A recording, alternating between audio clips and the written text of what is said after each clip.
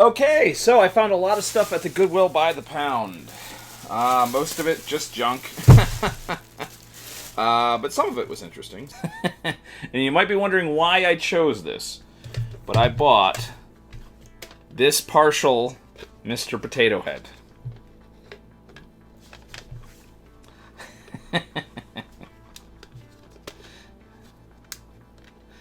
I bought this, and you might be wondering, why did you buy a partial Mr. Potato Head? Well, I had always been very impressed with the Potato Stomper.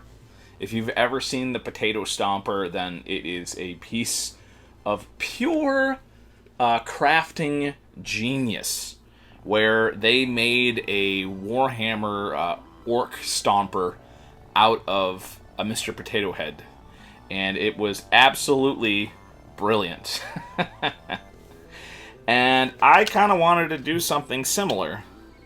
So I'm going to take this partial Mr. Potato Head, and I'm going to make kind of like an Easter Island head, like bit of like terrain with it. I'm going to maybe cut off the bottom a little bit and just put it on a big base, and then just get all this stuff glue up all the holes, and then I'm going to make this into like just a big massive terrain piece, like an Easter Island head, and paint him up like it's an ancient ruins. And I think that would just be a funny thing to see, even if just as something to put on my display thing. I just really had a vision when I saw this partial Mr. Potato Head, so I want to do that. And I did look, this is all the parts he has. So that's probably why he ended up at the Goodwill by the pound, because they couldn't sell him as a complete Mr. Potato Head. Mr. Potato Head! But, yeah. So that's my thing with that. I found this horrifically bad-looking movie, Ancestral World, which had a bunch of dragons and stuff on the picture, and the armor looked cool, but, like, this really looked like just like a very generic bad fantasy movie. So I thought I'd watch that and see if I got see how bad it was. Because there's bad, and then there's just middling bad. So you never know. All right. And here is the main bag of stuff. Now, you'll notice that I got a whole bunch of these little doll wigs. So I bought these just so I could sell them on eBay. So hopefully I'll get some dollars from these doll hairs. Wow, I picked up way more of these than I thought I did. Some of these might actually fit Kringle.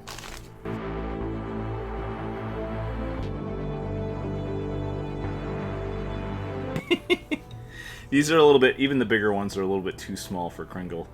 But this one was in a broken package, so they're kind of like a Bob Ross Kringle, almost.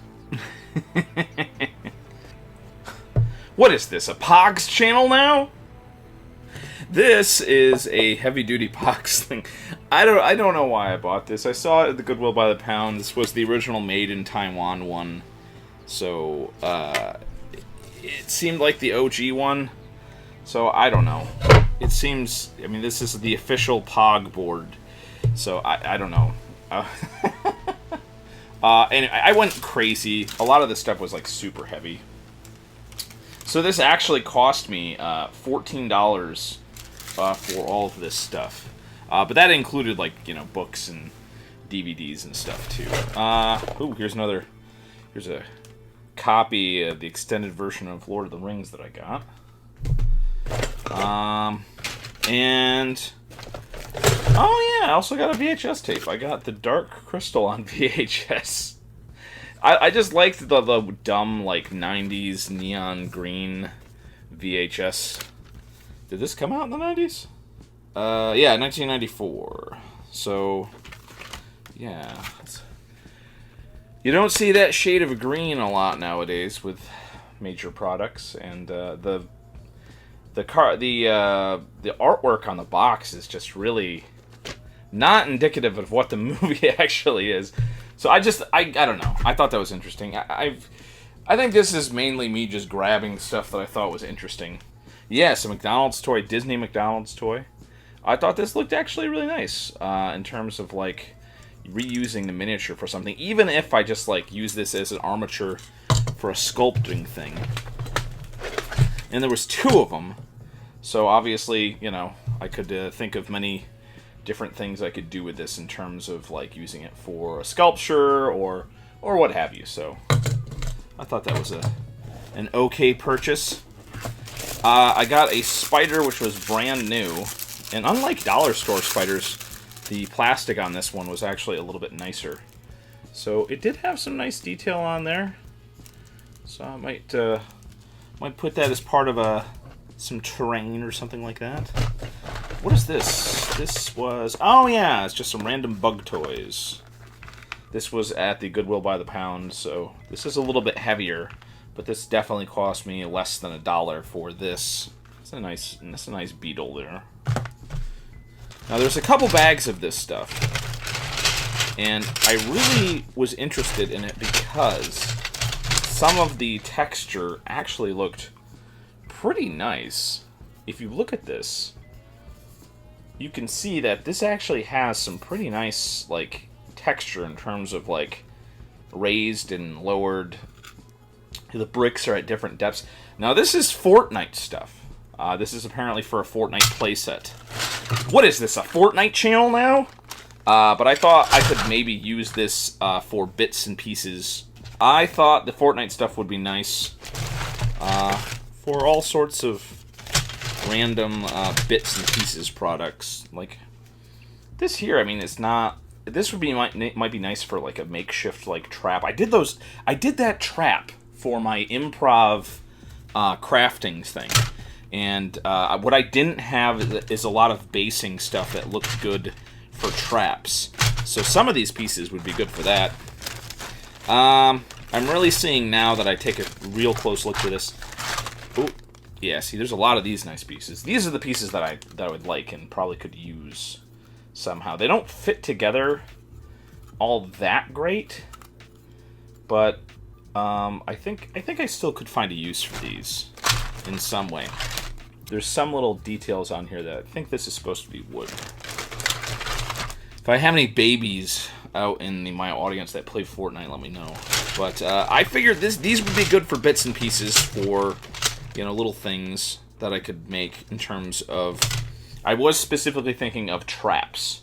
Like little makeshift mechanical stuff for traps. So I got an awful lot of that stuff. Again, I probably should have only gotten the one bag, but I got excited because like that was one of the only nicer things that I found. And then what do I got here? I got some balls. These would make some lovely hazard traps of just like, you know, boulders that have been, you know, sets that can roll down stuff and attack something. So yeah, I think these look pretty nice, and with a minimal bit of effort, these will look good for D&D terrain boulders. A brand of beads that I've never seen before, but they seemed very familiar. These are very similar to the beads that I used for the eyes of my mimic sculpts. And they're a little bit more cylindrical. I thought, like, you know, I could use these for something. Again, this barely weighs anything, so I probably paid less than 10 cents for this. So I think this is a good little bit of stuff to go in my crafting box. But I did happen to find one other one of these. This time the widescreen limited edition of Star Wars Empire Strikes Back. This is one of the actually very few official releases of the theatrical version of Star Wars. So this has the 2 discs. What you're looking for is not the remastered butcher edit of the film. What you're looking for is this, which is the bonus disc, which has a version of the Laserdisc theatrical version, which I believe is still pretty much the best quality official release of the theatrical film that exists. So if you actually want to see the Star Wars that I saw during my youth, you pretty much have to find one of these. So we will see if there's any difference between the full screen edition of this and the widescreen edition. I don't think there is, because the bonus disc has the theatrical version, which is based on the Laserdisc. That should just be, it's going to be the Laserdisc version, so it's not going to be widescreen, I don't think. But I will find out, and I will let you know when I test the different versions. So that was a fun little bit of stuff there. Oh, and also, I found this Prince of Persia: Warrior Within. I thought it was being a good break because it was complete, but I still bought it. But it's not. It's a different game. This is Prince of Persia: The Two Thrones on Xbox, not on PlayStation 2.